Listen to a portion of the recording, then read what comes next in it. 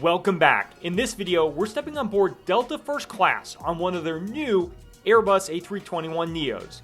What makes this cabin unique, and is this the future of domestic first class? We'll have plenty of time to find out as we fly from Washington, D.C. to Seattle on this nearly 6-hour flight from the East Coast to the West.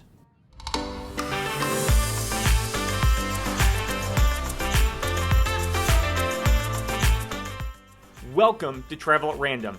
We're Trevor and Ryan.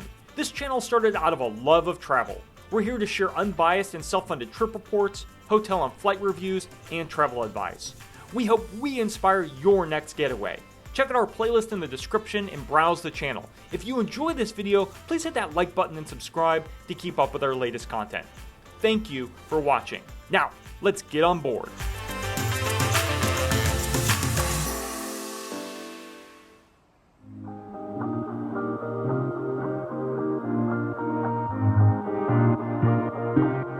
Welcome back to Washington Reagan National Airport, better known as National Airport or DCA. Today, we're flying on one of Delta's handful of perimeter exemption routes to Seattle. DCA is slot and perimeter restricted, meaning most flights from this airport can't fly more than 1,500 miles. This is in an effort to keep the airport from being overcrowded due to its limited runways and crowded airspace. Delta, like many airlines at DCA, has permission to fly a few daily exemption flights, such as their Delta One service to LAX, a daily flight to Salt Lake City, and today's flight to Seattle. Speaking of National Airport, there's a Sky Club and an MX Centurion lounge here. We did a lounge showdown video comparing the two. I'll link that down in the description if you want to check those out.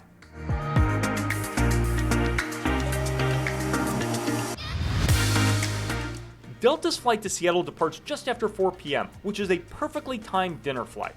We'll get into Seattle around 7:30 p.m. Pacific time. Our 5-hour and 48-minute flight today takes us 2,326 miles from Washington, D.C. to Seattle on board an Airbus A321neo in Delta's domestic first-class service. Boarding started right on time today. Afternoon flights in the south in the summer can be prone to weather delays, but fortunately the weather cooperated. The day prior, this flight was delayed 3 hours due to thunderstorms. I quickly found my way to seat 5B, the last row in this first-class cabin. I'm traveling with one of my colleagues today who's in 5A. These are Delta's new domestic first-class seats with a hard shell. The cabin is laid out in a typical 2-2 domestic first class with a total of 20 seats. Delta first unveiled these seats on the A321neo. The rows are slightly staggered, which adds to the privacy of the seats, which I'll talk more about in just a moment. The seats are 21 inches wide and feature 37 inches of pitch. That's the distance between your seat and the seat in front of you.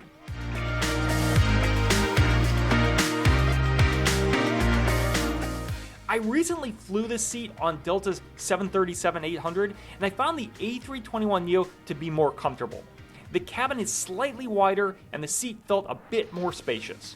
One example, under-seat storage. On the 737, there was nowhere to place a backpack under the seat in front of you if you were sitting on the aisle. That was not a problem on the A321neo. My standard backpack fit.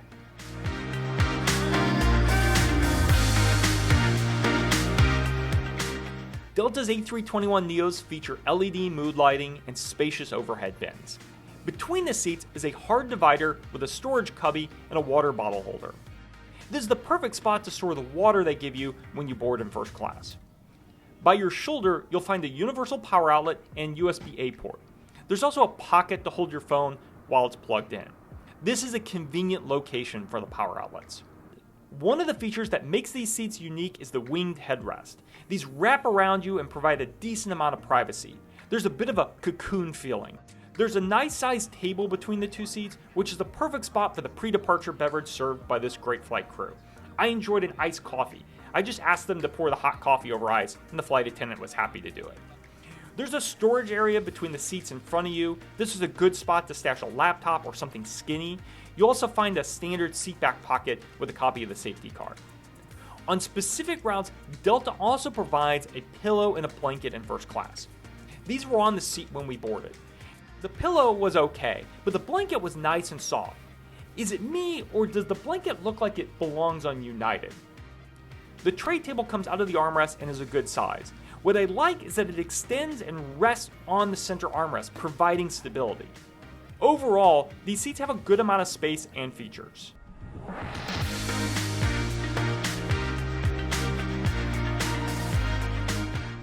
We pushed back from the gate on time and headed to runway 1 to depart to the north.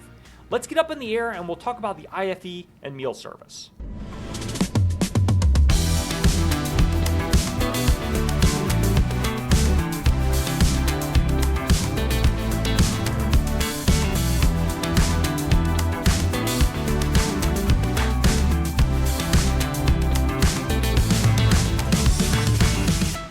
We had a great view over Northern Virginia as we took off. We'll be chasing the sun the entire flight, and make sure to watch to the end for a fantastic view of Mount Rainier as we approach Seattle. The first class cabin features 13-inch touchscreen monitors. They're bright, crisp, and very responsive. The system on board our flight features hundreds of movies and TV episodes. You'll also find music and a flight tracker. Oddly, this IFE system does not support Delta Sync, which is their newer system that allows you to log in and save movies and TV shows to your profile. The IFE does feature Bluetooth, which Delta is slowly installing on their newer aircraft. This means you can wirelessly connect your own headphones. It took a few attempts, but I got my AirPods to connect.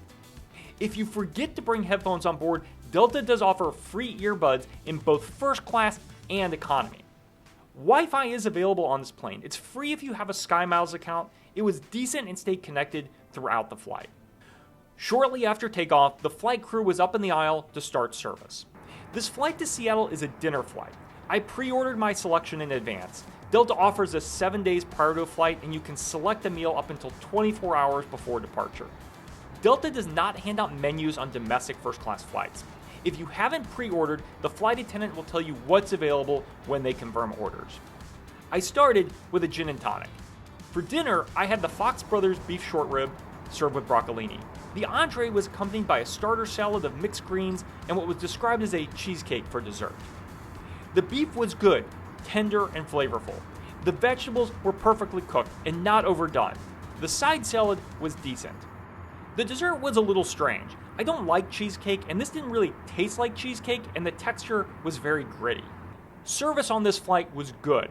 The flight attendant working the first class cabin was proactive at offering drink refills and was available throughout the flight. About 90 minutes prior to arrival, she came around with a snack basket featuring sweet and savory packaged snacks. I love these mustard pretzels and vegan gummy bears.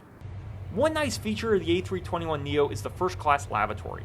It's pretty typical for an airplane bathroom, but it's equipped with a foot pedal to operate the trash, which is always appreciated. Delta lavatories also feature Grown Alchemist soap and lotion, which is a nice touch.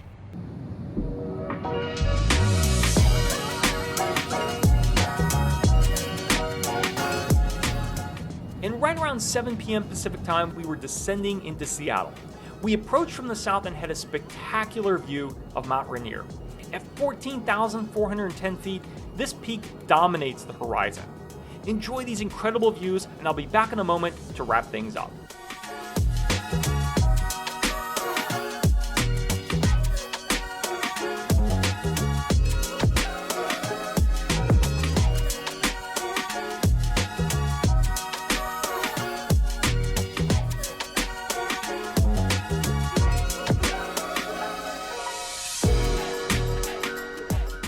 We had a fantastic sunset landing into Seattle and then a fairly long taxi to the gate.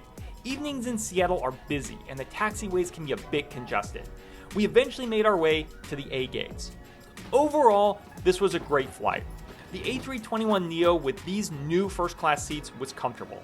Having now flown this seat on the A321 and the 737-800, I do think they feel a bit firm on longer flights. The padding of the seat is relatively thin, and about 5 hours in, you really start to feel it.